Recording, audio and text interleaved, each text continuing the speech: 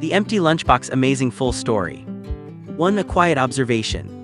Every afternoon, Ms. Carter walked between the rows of small desks in her third-grade classroom in a low-income neighborhood. She enjoyed watching her students laugh, trade snacks, and share lunchtime stories. But one child always caught her attention: Leo, a quiet 8-year-old boy who never opened his lunchbox. Day after day, he sat with his unopened box resting on his lap, pretending to eat while the others finished their meals.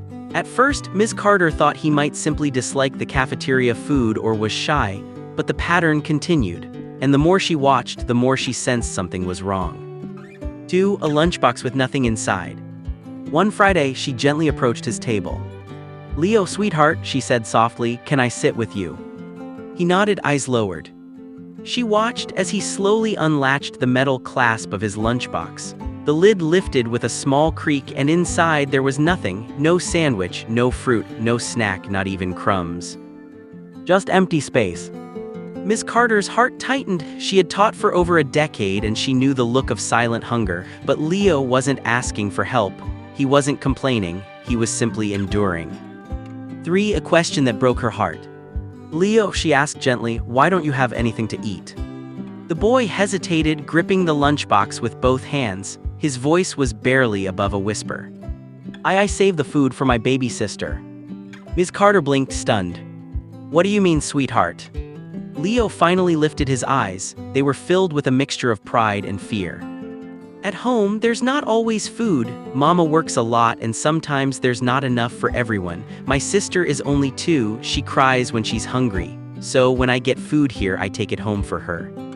He paused. But today, there wasn't any food left in the fridge to pack. He looked down again, embarrassed, not because he had nothing to eat, but because he felt he was failing his sister. 4. A teacher's decision. Ms. Carter felt tears burn behind her eyes. She placed a gentle hand over his. "Leo, you should never have to worry about grown-up things like this," she whispered. That afternoon, after school, Ms. Carter drove to the nearest grocery store. She filled her cart with fruit, vegetables, pasta, cereal, milk, diapers, and baby food. She even added little treats: cookies shaped like animals, colorful snacks she knew a child would love.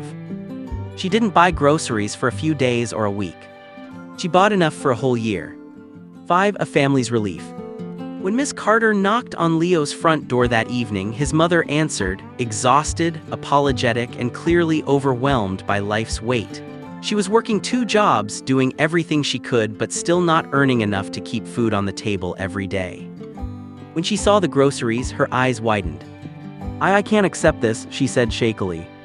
"Please," Ms. Carter replied, "this isn't charity, it's love. Leo is a wonderful child. He cares so much about his sister. Let me help." Leo's mother covered her mouth as tears streamed down her face. She finally hugged the teacher tightly, whispering, "Thank you, you don't know what this means to us." 6. A year of full lunchboxes. From that day forward, Leo came to school with a full lunchbox: sandwiches, fruit, snacks, and sometimes even extra treats he shared with friends. His cheeks grew rosier, his energy returned, and his laughter filled the classroom. He no longer had to choose between his own hunger and his sister. And Miss Carter, quietly, without expecting praise or recognition, continued delivering monthly groceries to their home. 7. Love that lasts.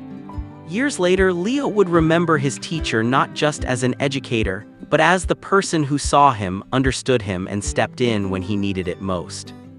One simple question: why is your lunchbox empty? Changed an entire family's life.